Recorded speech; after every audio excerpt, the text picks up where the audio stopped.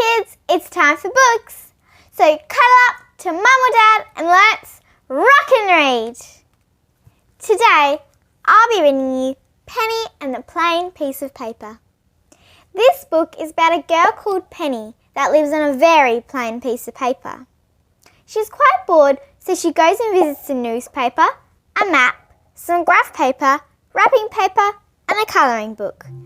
But they all don't seem really right for her. What do you think's going to happen?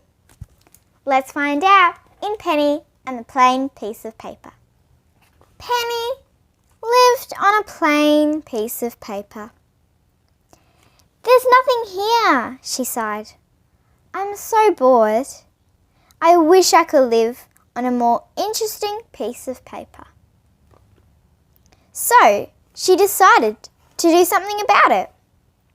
She walked off her plain piece of paper and onto a newspaper. Penny walked along endless rows of small letters that told interesting stories. Next to one of the stories, she found a picture of a man. "Who are you?" she asked him.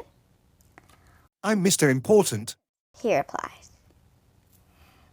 "Can I pose for a picture too?" Penny asked. "If you want to pose for a newspaper picture," said Mr. Important, "you should stand straight, hold your head up high and be still." and looks like there's a little article about Mr. Important. Okay, it's called Mr. Important Will Speak at the Convention. "But I have an idea for a much better pose." "See?" said Penny. "You can't pose like that in a newspaper. All things here must be serious. Mr. Important said. That's the rule of the newspaper." Penny didn't like that rule at all. So she walked off the newspaper and onto a map. "Who are you?" Penny asked a round, spiny creature she saw when she arrived. "I'm Compass," said the creature. "May I swim in your lake?" Penny asked. "First you must go east and check if you're on the legend," said Compass. Do you think she'll be on the legend, Walter? You don't? Yeah, me either. She doesn't really belong on a map. Penny went to the legend and looked at all the drawings. "I can't find myself on the legend," said Penny. "Then I'm sorry, you'll have to leave," said Compass. "Only things that appear on the legend can be here. That's the rule of map." So Penny walked off the map and onto a piece of graph paper. "Who are you?" Penny asked a tall shape. "I'm Rectangle," said the shape. "I like the little squares on your paper." Penny said, "May I play hopscotch on them?" "First, you must fit inside a shape like me," answered Rectangle. Rectangle helped Penny squeeze into a triangle. Oh. Penny had to hold her breath. Puff, puff, puff. When Penny let out her breath, her body puffed out of the triangle. "Oh, what a mess," said Rectangle. "I'm sorry, you'll have to leave. Only things that fit inside geometric shapes can be here." That's the rule of graph paper. So Penny walked off the graph paper and onto a piece of... Maybe this piece will be a better piece of paper? Wrapping paper! Penny danced between colourful confetti flakes and balloons. "Who are you?" she asked two children she saw walking along the paper. "I'm the party hat distributor," said the boy. "Want to wear one?" "And I'm the present giver outer," the girl said. "Would you like one?" "Thank you," said Penny. "What a fun party." She continued to dance around until she heard somebody say, "I'm the party hat distributor. Want to wear one? And I'm the present giver outer. Would you like one?" Huh? Those people already asked her if she'd like one. Wonder what's happening. It was the same boy and girl. Penny was confused. "Didn't you give me a hat and present already?" she asked.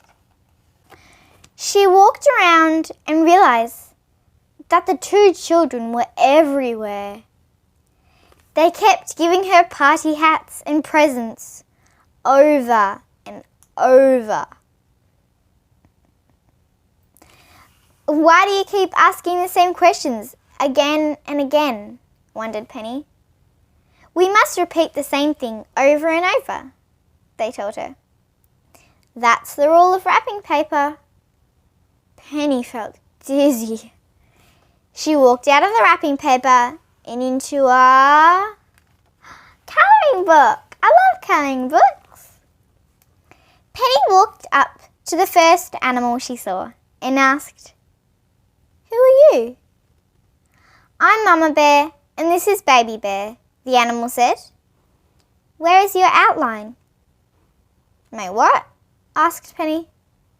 "There is no black line around your body," said Mama Bear. "I never had one," said Penny. "Can I please join you? I want to fly in a balloon." "First, we need to add a black line around you," said Mama Bear. "And then we need to remove your colour," said Baby Bear. When the bears were done, Penny felt empty. "I miss my colour," she cried. "I'm sorry," said Mama Bear. "All things here must have outline and no colour. That's the rule of colouring book." So Penny took her colour back and pulled off her black outline. She walked off the colouring book and onto a plain piece of paper. "There's nothing here," Penny thought. "Maybe I can do something different about it." "Hey Walter, what do you think she's going to do?" "Or maybe invite some of her friends." "Anything else?" "No? Okay. We'll find out." So she got to work and then sent an invitation to all her new friends. "You got it right, Walter." "Wait a minute. Have you read this book before?" "You sure?" "Okay, I'll trust you." "Welcome to my piece of paper," said Penny. "Let's make our own rules." And they did. Well, wait, what, Walter? You have read this book before, you cheeky Walter. You spoiled it for everyone. Alright, anyway, thank you so much for joining me and Walter to read Penny and the Plain Piece of Paper. I hope you enjoyed it, and if you'd like to read this book yourself, you can click on the link in the description and buy it. Bye kids! Thank you so much for joining me to read today. I hope you have a great night, and if you'd like to see my next book, remind Mum and Dad to subscribe. I'll see you next time. You can click here or here to watch my next video.